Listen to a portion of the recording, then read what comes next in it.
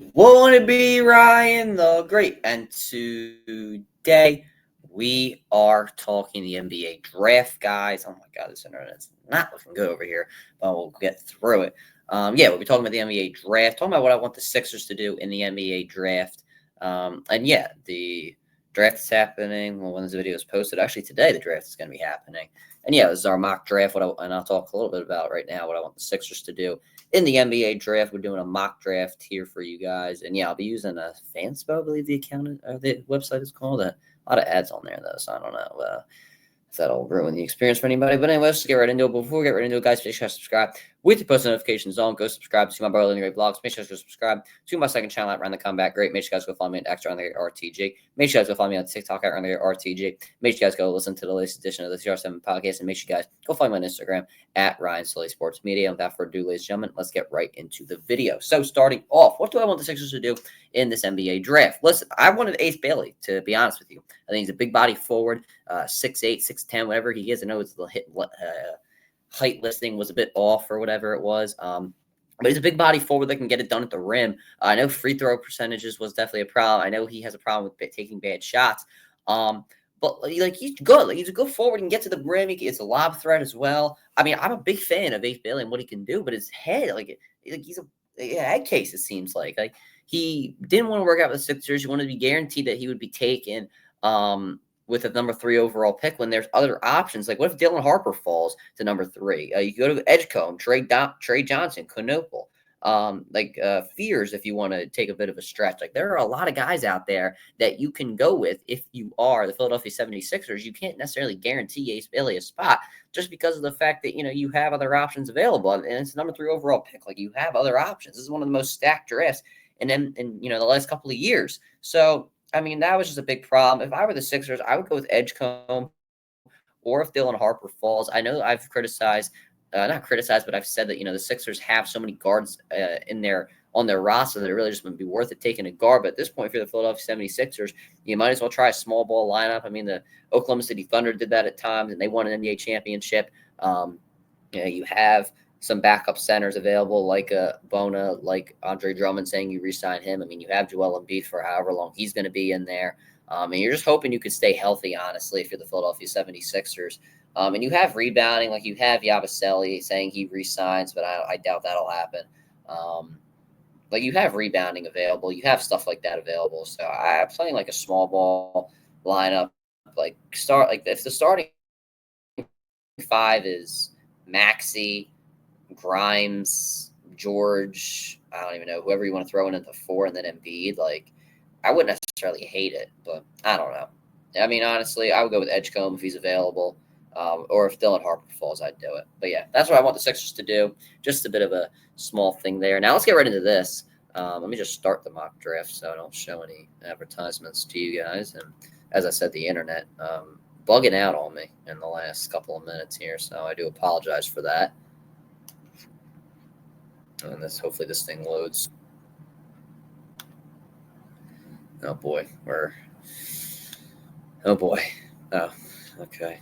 All right. Well, regardless, oh man, this is not looking good for us here. Nonetheless, I mean, as I was saying, if the Sixers can get, honestly, but if the Sixers take Ace Bailey, I wouldn't be mad about it though. I think that he is a good forward. He's a really good player. And somebody that you could definitely use on a championship level team, which is what the Sixers want to be. So honestly, if I'm the Sixers and you have the opportunity to go with Ace Bailey, I wouldn't be mad if you took him at all. So I would love it. But once again, I like Edgecombe. I mean, he's incredible. He can do everything on the floor. And there's honestly not many players out there that I would take over a guy like an Edgecombe or Ace Bailey or something around there. Dylan Harper is obviously there as well. But you got a lot of great team. You got a lot of great picks out there if you are the Philadelphia 76ers. So let's get right into this NBA draft, mock draft that being.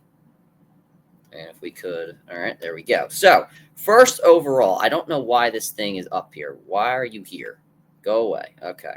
With the first pick, it is obvious who the Mavericks are going to be taking. They will be taking Cooper Flagg with the first overall pick here in the NBA draft. If this would work, thank you. I mean, it's obvious what Flagg is just absolutely incredible. He can do everything on the floor, a unicorn on the floor, 6'9" guard, point forward, I guess you should say, best prospect, in a long time. He is just incredible, and we got to go with him, number 1 overall. And then number 2 overall, going to the San Antonio Spurs, that would be Dylan Harper, the 6'6" freshman out of Rutgers. Now, I believe that Dylan Harper is one of the best guards in the NBA draft. And actually, you just look at the San Antonio Spurs right now, a team with a De'Aaron Fox, with good guard depth, with Chris Paul on their team. If you are able to get Dylan Harper, develop him as a scorer, develop him as a passer, someone that can distribute the ball very, very well to guys like Victor Wembanyama and others, I think that you have a very good opportunity to turn him into a great combo guard, along with De'Aaron Fox. And eventually when Chris Paul retires, you can slide him in there. So I am a big fan of Dylan Harper and what he can do, going with him number 2 overall. And then if it will work, come on, there we go. As I apologize for the internet, it's not working out for us here. But yeah, number 3 overall to the Philadelphia 76ers. As I said, if you have Edgecombe on the board, I feel you got to go with him. So I'm going with Edgecombe if I am the Philadelphia 76ers. I mean, just look at all these stats here. He can score the ball at a high level. He shoots decently. He can pass the ball, but he's going to have. This is a guy who's going to have to develop over the next couple of years. If you're the Sixers, you can't afford that because you have other guards available to you, and you're going to lose Quentin Grimes eventually. And yeah, you can fit him into the lineup with the other guards that you have as well. I'm a big fan of Edgecombe. I'm going with him number 3 overall. And now, as we continue on here to the number 4 overall pick with the Charlotte Hornets. Listen, this is a team that needs shooting depth. You don't know what's going to happen with LaMelo Ball. He's always injured. You don't really need a forward. You could use a center, but honestly, I am not going with I can't say his name, Maluk, however you say his name. I'm not going with him with my number 4 overall pick. I just think it's a bit too early in the draft to go with him. But you need guard depth. You need shooting in this lineup if you're the Charlotte Hornets. That's why I'm going with Knoepel out of Duke. He can shoot the ball at a very high level. I'm a big fan of what he can do. And yeah, I'm going to go with Knoepel with my number 4 overall pick if I am the Charlotte Hornets. And then the number 5 overall pick, you have the Utah Jazz. Now the Jazz, another team with not that much guard depth. I mean, you do have a guy like a Sexton. I mean, but you don't really have that much else if you are the Utah Jazz. I mean, you have Jordan Clarkson, but like, how much is he going to contribute at the end of the day? And then overall, your guard, like you look at your guard depth, you have Keontae George, you have all these other guys, but at the end of the day, they're just not going to be able to contribute that much when you are trying to compete. So that's why I'm going with Trey Johnson here. Somebody that can really get everything done on the floor if you're Trey Johnson. I think he's a really good scorer as well. And that's what you need if you're the Utah Jazz. You got to start getting ready for the future here. You got to start selecting who you think your superstars are going to be. And I think that's what Trey Johnson could possibly be in the NBA, just based off of his ability to score. And now we continue on here to the number 6 overall pick. Now, listen, I think Ace Bailey going to fall in this draft just because of his head case problem, just because he's just a head case in general. And that's the problem if you're Ace Bailey, but there's no doubt that he is a great player. And if you're the, if you're the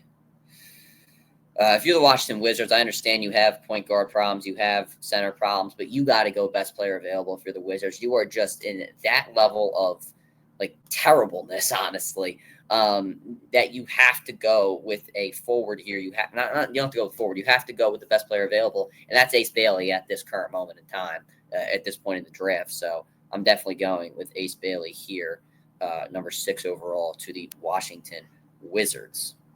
And obviously I have my notes over here, and I have my whole mock draft here, but also notes as well.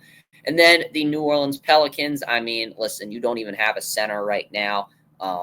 I mean, who even is your center? I don't even know if you're when you're the Pelicans. You have yeah, like Hernan Gomez, like that is that's not going to get it done if you're the Pelicans, a team that's trying to stay relevant right now. You have guard, you have Dejounte Murray, you have CJ McCollum. Like I mean, you have guard depth. So while you could use it, it's not necessarily a big need. But your center, you don't have a center. You got to go with Maluk. I don't know Maluk out of Duke here. And he's going to start right away. He's the best player available at that current moment. So you got to go with him. There's just no. You got to go with a center. If you go with anything but a center, if you're the Pelicans, then I don't understand what you're doing here. The Nets. The Nets are next here. Listen, the Nets are kind of in that spot right now where they have like a decent, like their lineup is decent. Honestly, like I like what they're doing. They're a pretty decent team. They're not going to compete for a championship, but they have so many draft picks, and you're trying to hit on just as many here. And you see their lineup, like they don't like you could use a center, but you have Nick Claxton. Your guard depth is pretty decent. You have D'Angelo Russell. You have Dennis Smith Jr., who's all right. I mean, I like Cam Thomas. Your forward depth, not that great, especially at the small forward spot here. But you have somebody great like Jeremiah Fears right here, somebody that I don't think you can pass up on. I mean, you're looking at him at the current moment in time. He's going to develop over time. Like he's a very, very young prospect, and he's going to fit into the timeline of the Brooklyn Nets, and that's what I'm a big fan of when it comes to him. Also can score the ball at a very, very high level. I mean, listen, you want to try and help him defensively. He'll fix his mistakes over his rookie season. He's a very young prospect. I would go with him if I'm the Brooklyn Nets, just because once again he fits into your timeline. If I am the Brooklyn Nets here, so yeah, I'm taking him with your pick, and then going on here to the number 9 overall pick here, the Toronto Raptors. Listen, they need guard depth badly. And they have their forward depth is pretty decent here, but this is a time where you got to go. Looking at the forward depth here, there's nobody. You have Quickly, who's pretty decent. You have RJ Barrett, so yeah, you have that kind of depth if you're the Raptors, but you could end up flipping Barrett or Quickly soon. So I don't know, but you do need your guard depth's okay, but I think it's a need. Your forward depth's not great, but that's where you have. This is where you can fix it. You can fix it with I can't say his name. Jack. We're going with him out of Jaku Sionis. I think that's how you say his name. You to fix your guard depth, because once again you might be flipping Quickly. You might be flipping RJ Barrett soon. So you want to try and get some guards. Once again, just 19 years old, pretty good prospect. And he could fit your timeline pretty well, because it looks like the Raptors are trying to go in with guys like Brandon Ingram. So, I mean, really drafting a forward is not needy here. And then the Suns will end up with the number 10 overall pick, just because of the fact that they just got that pick from the Houston Rockets from the Kevin Durant trade. Make sure you guys go check out that video if you haven't already. So if you're the Phoenix Suns, I mean, you just lost a forward, so let's take a forward. And that is why I have them going with Essedjoue, I think it's how you pronounce his name, out of France. I mean, once again, you lost a forward, so maybe you should draft a forward that is, I mean, he's a pretty versatile guy, like a Kevin Durant. I wouldn't compare him to Kevin Durant, but a 6'8" forward, power forward. I mean, he plays defense at a very high level, can score the basketball as well, very versatile, can play lots of positions. So that's something that Kevin Durant can do. So let's replace Kevin Durant that can, maybe turn out to be like a Kevin Durant. I don't know, but yeah, going with him at number 10 here. And now moving on to the number 11th overall pick here.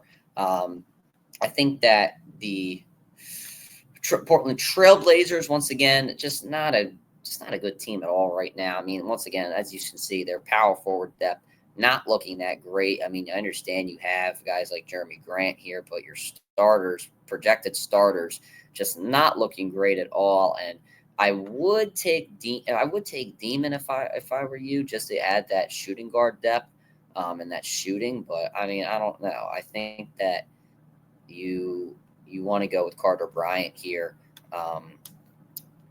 Yeah, I think that's how you want to fill your lineup.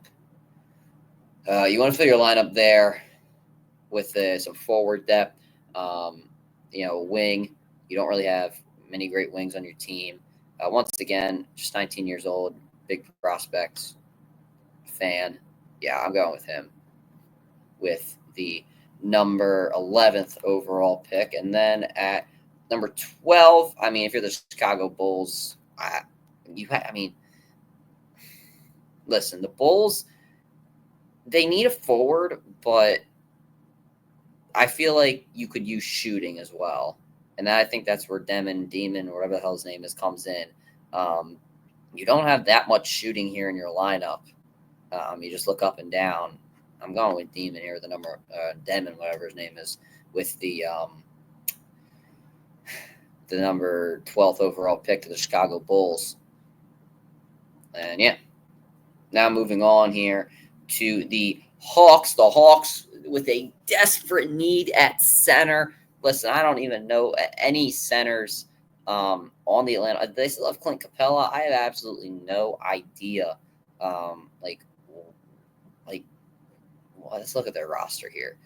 They have absolutely no centers, and that's kind of where I'm going here. If you are you have Clint Capella, you have Ogu. But if I'm the Atlanta Hawks, I'm going with the center with the most potential on your team, and that is in the draft. That is Thomas Schwarber, man. Listen, I might be overrating Schwarber a little bit just because he's from Archbishop Ryan, a PCL school, or a Philadelphia Catholic League school, I guess I should say. But Schwarber with the most potential, he can get it done defensively, scores inside, very, very efficient. I am a big fan of Thomas Schwarber. I'm going with him with the number 13 overall pick. I would love to see Thomas Schwarber get drafted this high. If it doesn't happen, then I don't know, I could possibly see it. But at number, there we go. Number 14, the San Antonio Spurs. I'm having them trade the pick. I'm having them trade the pick away. And the trade partner, it is going to be the Washington Wizards. It is going to be the Washington Wizards, if it would work. All right. So I have them giving up. Now, listen, I don't really know all the details that they could be giving up here. But all I know is that I don't know. I wanted the Wizards. Come on, thing. I don't know what the specifics could be that they're giving up, but all I know is that I believe that the Wizards are going to trade this pick here, and I think that they will. Oh my God, what the hell? Work with me here, man. There are so many issues going on in this video. It's not okay.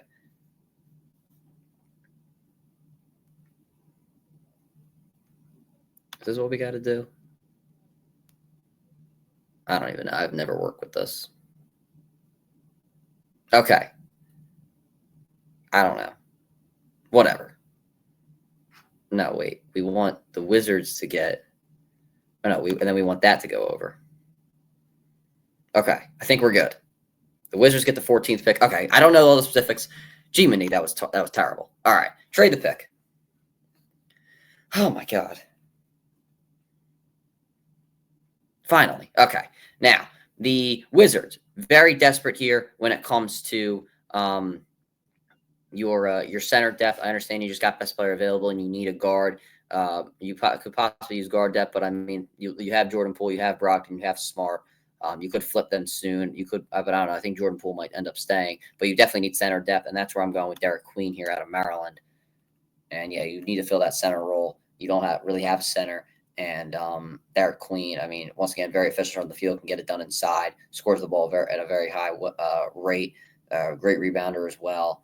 For a 6'10" guy, he's a bit shorter, obviously not 7 feet, but I think that the Wizards could use. The Wizards definitely need a big body center, and that's what Derek Queen brings to the table. And now the Oklahoma City Thunder. I mean, this is a team that doesn't really even need the a pick here, but let's go with best player available, and that's Colin Murray Boyles right now. I mean, listen, if you're the Thunder, I mean, there's nothing really there's not a roster spot you really need to fill if you're the Thunder. But I mean, he's 20 years old, has some experience in college. He fits into your timeline of you want to have immediate success if you're the Oklahoma City Thunder. And I mean, there's once again, your whole roster is filled out. That like he's probably not going to get that much playing time his first year.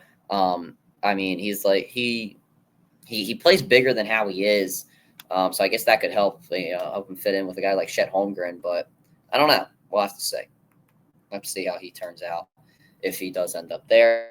Now, next with the Memphis Grizzlies. The Grizzlies right now, you listen, you need shooting if you are the you need a bit of shooting if you're the Memphis Grizzlies. You need a big body forward, and that's where we go with Liam McNeely here with the number 16 overall pick out of UConn. And if I could just pull up my notes here, that's why I've been taking so long in this video. Oh my God, I'm stupid. What do you call it? So you maybe want to. I mean, you could possibly like replace Dylan Brooks if you're the Memphis Grizzlies here, getting Liam McNeely, your team that does need a forward. This is someone that once again you could possibly replace him, possibly get another Dylan Brooks, someone that can also score decently. But be an enforcer. And if you're the Grizzlies, I mean, you have your scoring down, but let's try and get some defense here. You can also shoot pretty well from three. So I would definitely, I would definitely try and go with McNeely here. And now moving back over to the 17th overall pick, we have Ace. I just pretty much gave it away. I have the Timberwolves here going with Asa Newell. If you are the Timberwolves, you don't have anybody that can get out on the perimeter. Obviously, Rudy Gobert does a terrible job in that. And you need somebody that can score inside with Gobert after trading away Karl-Anthony Towns, but a 6'11" guy just at 19 years old. You definitely need somebody like Asa Newell if you are the Minnesota Timberwolves. And now, obviously, we had the trade. I have the San Antonio Spurs now picking at number 18. If we could hit continue. And G-Minute, here we go. Here we go, ladies and gentlemen. G-Minute. It sucks when you don't have... What? I did not have them going with Clifford. I did not have them going with Nika. I think I have Clifford. Oh, my God. I have Clifford going 21 to the Jazz. You got to be kidding me. Okay, well, I had Berringer going to the Spurs, so I guess we'll just take him with the 21st overall pick. But now we move on. Now we just got to move on to the Brooklyn Nets. I do apologize for that. I had him going number 21 to the Jazz, and I had the Spurs taking Berringer out of France just because, center France fits in with Wembanyama. It makes all the sense in the world. They could use a backup center. I apologize for that. But next, I have Jace Richardson going to the I'm so pissed about that, Brooklyn Nets. What do you call it? He's very efficient. He works well. He was very great last season for Michigan State. He really doesn't make too many mistakes, and that's what you want if you're the Brooklyn Nets. You want guys to play through their mistakes, but you also want guys that are, I guess you could say, immediately help you as well, just to kind of really help you develop into somewhat of a contender, get to the playoffs and stuff like that. So yeah, I would like that. Number 20 overall, Miami Heat. I have them taking, if I can get to his name. Okay, let's let me scroll here. There we go. I have them taking Cedric Coward, the 6'6" forward out of Washington State. I'm a big fan. I actually think he could be I could be overrating him a bit, but listen, these guys know what they're doing over in Miami. I'm a big fan of what he can do. He has a very big upside. He can shoot the basketball. As you see, you're very, very efficient. He can do multiple things on the floor. He does have a bit of an injury history, though, which is a bit of a problem. So I don't know. That's that's part of the problem if you are the Miami Heat. And now if we could, all right, there we go. Now number 21 overall to the Utah Jazz. I believe this is where I messed things up. Yeah, so I'll just have them take Berninger just because. What do you call it? Just because I messed up the pick. So yeah, but I had them going with Clifford there. I apologize for that. The Hawks are up next. If we could move on here. This is. I'm sorry. I'm so sorry for this video, guys. It's not going good. But I have them going with Julio Gonzalez out of Spain. The Hawks definitely could. I mean, look, once again, their guard depth is whatever. They could use some shooting on this team. They traded away Kevin Huerter a little bit ago. You know, I mean, you do have a Karis LeVert, but how long is he going to stay? You have Trae Young, but once again, how long is he going to stay? But I think you could use a good prospect here in Julio Gonzalez. Yeah, and if it would work. God, this is such a slow video. Try and keep things moving here. Yeah, we'll try and keep things moving here. Next is the New Orleans Pelicans with their second pick of the first round. And I had them going with Traore out of France. Once again, you know, you need some point guard depth. How long are you going to hold on to CJ McCollum and DeJounte Murray? It's a big question. You get a guy who's 18 years old, you know, I guess you could say fits into the timeline of the Pelicans. You win now, but, you know, he's going to be probably brought off the bench next season, so he can develop under some of the better guards in the NBA. So hopefully Pelicans take him to be developed pretty early in his career.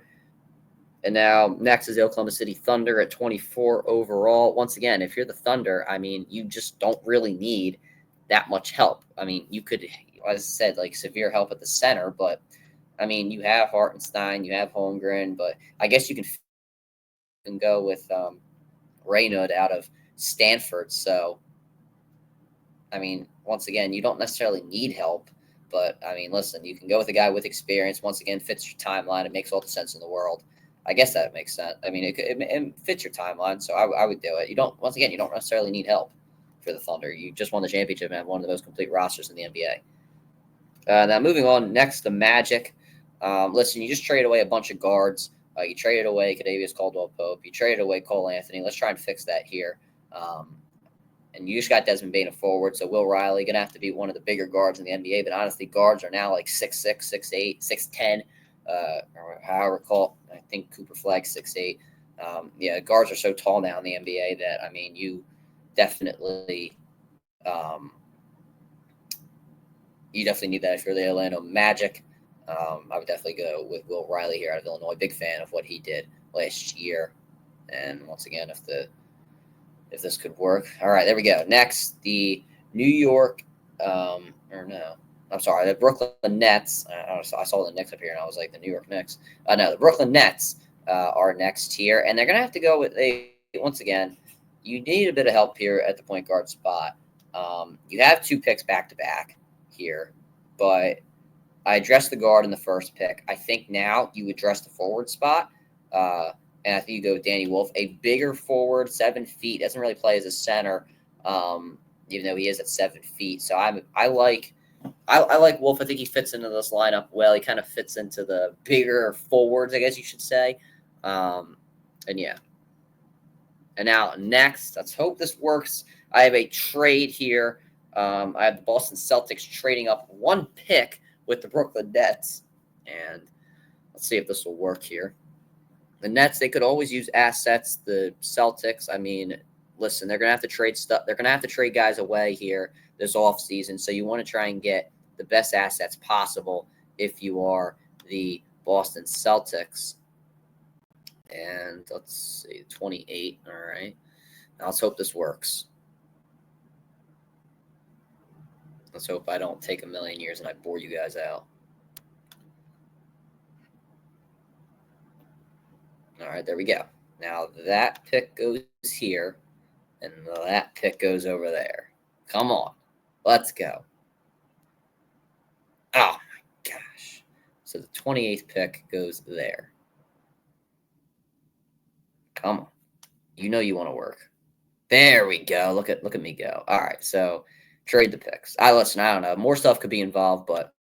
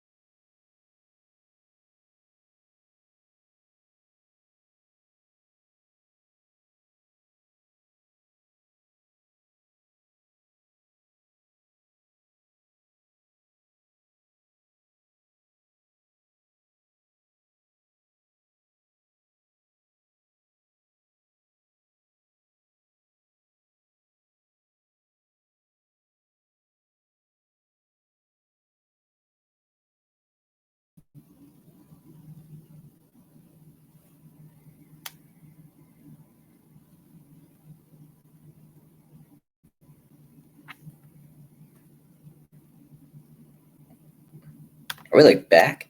What the hell just happened? I think something happened. Yeah, this video is just not going well, guys. Let's just get this over with. Okay, I think something happened.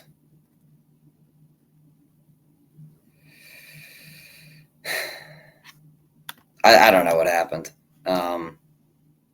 Something clearly happened to my computer just now.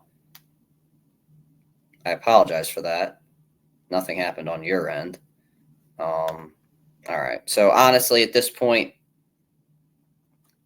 I had the Celtics at 27. I mean, could we try and trade the pick again? Honestly, I don't even want to risk it. So we're just going to go with who I think the Celtics will take, and that's Rasheer Fleming with the 27th overall pick.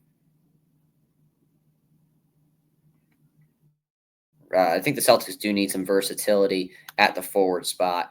And, you know, without Jason Tatum, you're going to need an immediate forward that can contribute. 21 years old, has experience in college. And now, who I think now the Nets, who are supposed to be picking here because I wanted the trade to happen, they're gonna be picking Walter Clayton Jr. here. Once again, you could use the point guard help if you are the Brooklyn Nets. You don't know how long you're gonna be holding on to your guards that you have. So yeah, you definitely want to go with Walter Clayton Jr., who was great at Florida with his immediate impact. So yeah, you want to go with him with the 28 overall pick.